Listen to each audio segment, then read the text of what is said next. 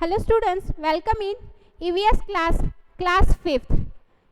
In previous video, we have already studied about the lesson number 9 from your EVS textbook. In that video, we have studied about the mountaineering camp.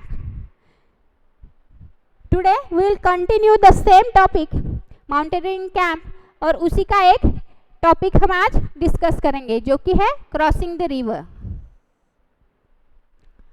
ये 5 फरवरी 1984 की एक घटना बताई गई है. Okay, let us start. We got vitamin C, iron tablet and hot chocolate milk with our breakfast. हमें vitamin C और iron की कुछ टैबलेट, उसके साथ हॉट चॉकलेट मिल्क ब्रेकफास्ट में, जो कि नाश्ते में दिया गया था. These were given for strength and to keep us warm in the cold. ये इसलिए दिया जाता है ताकि हमें मजबूती मिले, हमें स्ट्रेंथ मिलती रहे और इतनी ठंडी में हमें वार्मनेस, हमारे बॉडी को गर्मी मिलती रहे. Every morning there would be a medical checkup. वहाँ पे हर रोज, हर मॉर्निंग में मेडिकल चेकअप होता था. We tied our bandages and counted the days left. हमने हमारे बैंडेजेस काउंट किए और जो कि कितने दिन बचे हैं ये हम काउंट करने लगे थे. After an 8 kilometre track we reach a river. 8 kilometre चलने के बाद, ट्रैकिंग करने के बाद हम लोग एक नदी के पास पहुंचे. There was a thick rope tied across the river. वहाँ पे एक मोटी सी रस्सी नदी के एक अक्रॉस बांधी गई थी. From one bank to the other, एक किनारे से दूसरे किनारे तक बांधी गई थी. The rope was tightly fixed to pegs और pitons on both the sides.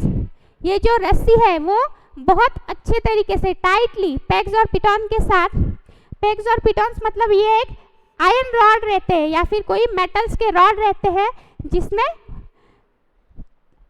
जो कि रोप जो है बांधी जाती है. इस तरीके से ये जो इस तरीके से मेटल रॉड्स को पेग्स और पिटॉन्स कहते हैं जो हेल्प करते हैं रस्सी को बांधने के लिए. I was feeling nervous. मैं थोड़ा सा नर्वस फील कर रही थी. I started thinking what would happen if the rope came out. मैं सोचने लगी थी कि क्या होगा जब रस्सियाँ निकलेंगी. जैसे ही रस्सियाँ बाहर निकली, I was trying to estimate how wide the river was. और तभी मैं ये काउंट करने लगी, एस्टिमेट करने लगी, अंदाज़ा लगाने लगी कि ये जो नदी है कितनी चौड़ी होंगी. तो उतने में ही our instructor tied a rope around his waist and put a sling in it. हमारे जो इंस्ट्रक्टर थे वो अपनी कमर में रस्सी बांधते हुए उस एक हुक को लेते हुए आए. स्लिंग्स मतलब हुक होता है.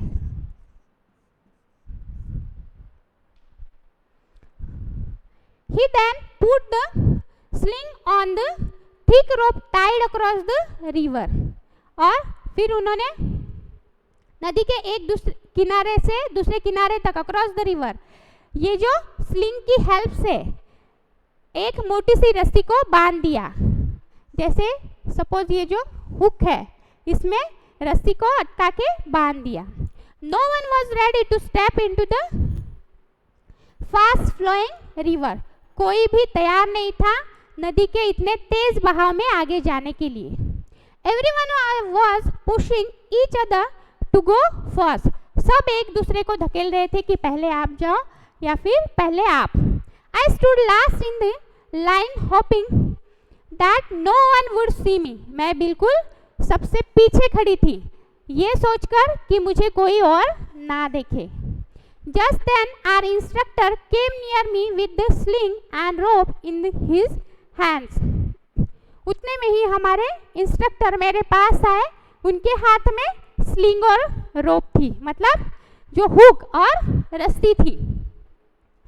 आई knew there was no escape now, तब मैंने जान लिया कि यह इसमें से बिल्कुल छुटकारा नहीं है। I was ready but did not have the courage, मैं तैयार तो हो गई लेकिन मुझ में बिल्कुल साहस नहीं था।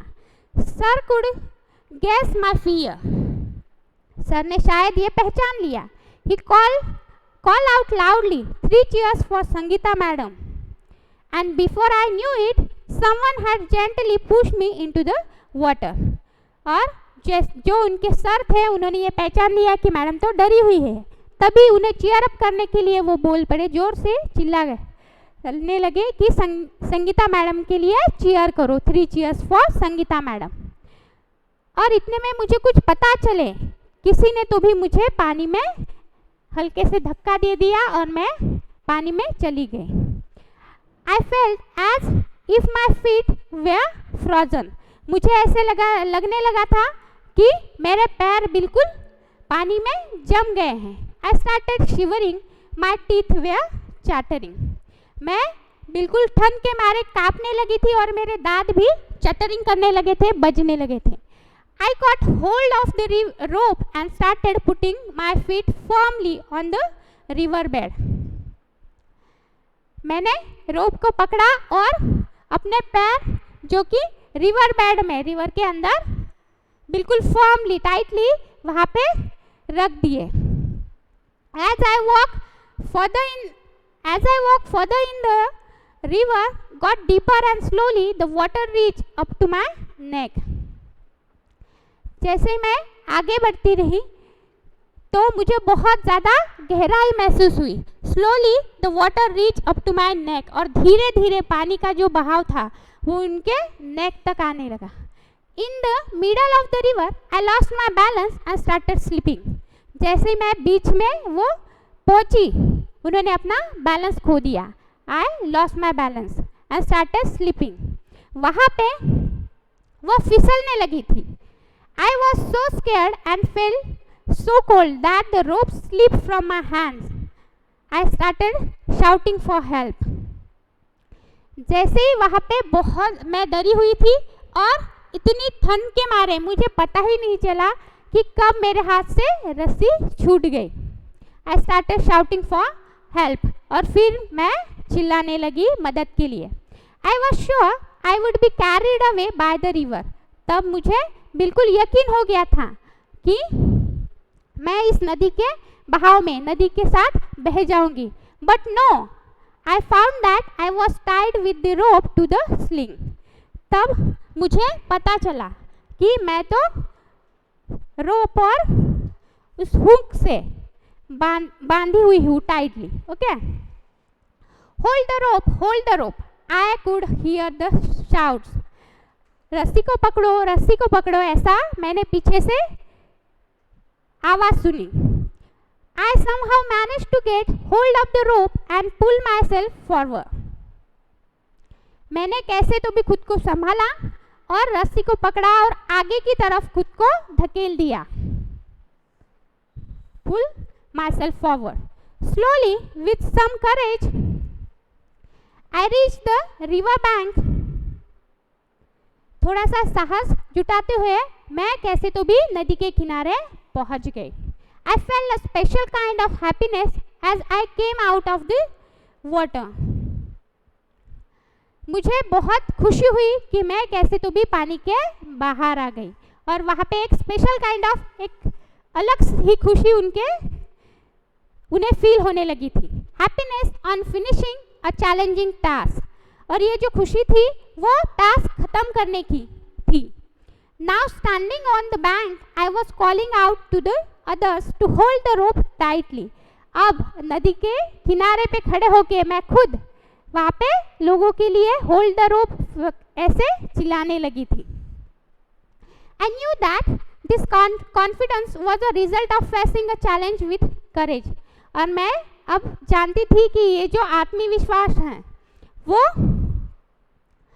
पूरा साहस जो है वो चैलेंज फेस करने का था।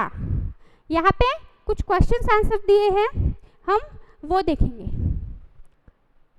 What kind of tools are needed for climbing mountains? First question is, यहाँ पे आपको जो माउंटेन क्लाइंबिंग करने के लिए कौन कौन से टूल्स की जरूरत होती है उनके नाम बताने हैं. Answer is, for climbing mountains we need a thick rope, sling, stick, axe. Beside these things, food packets, water bottles, hook, plastic sheet, diary, torch, towel, soap, wind cheaters, whistle, glucose, jaggery, chana, snacks, etc. are also required. जब आप mountain climbing करते हैं तो आपको सबसे पहले तो रोप और स्लिंग की बहुत ज़्यादा ज़रूरत पड़ती है. उसके साथ अगर वहाँ पे कोई एक्स जो है, जो कि कुल्हाड़ी है, उसकी भी ज़रूरत पड़ती है कुछ तोड़ने के लिए. लेकिन इतना ही नहीं, हमें अपने साथ खाने पीने के भी सामान रखने चाहिए, जैसे कि फूड पैकेट्स होते हैं, वाटर बॉटल या फिर ग्लूकोज, अगर बीच में हमें कुछ ज़रूरत पड़ी तो जैगरीज या फिर कुछ स्नैक्स. ओके, तो इन सब चीज़ों के साथ साथ हमें अपनी पर्सनल चीज़ें भी साथ में रखनी चाहिए. Okay, next question is, have you ever seen a hook and rope being used for anything else where? क्या आपने हुक और रोप को कहीं और भी यूज किया है? क्या आपने देखा है ऐसा? कहाँ पे? अगर आपने देखा है तो यहाँ पे यस आंसर दे सकते हैं, नहीं तो नो. अब अगर यस आंसर दिया तो हमें कहाँ पे देखा है ये भी बताना पड़ेगा. Yes, there are used to pull water buckets from a well. जो वेल होती है वहाँ पे पानी ऊपर खींचने के लिए हमने रोप को देखा है. And to pull heavy goods upward etcetera. या फिर कुछ जो बहुत ज़्यादा भारी चीज़ें होती है उनको उठाने के लिए भी रस्सी यूज़ करते हैं. Besides I have also watch on TV maroon people being pull up by the helicopters during rescue operations.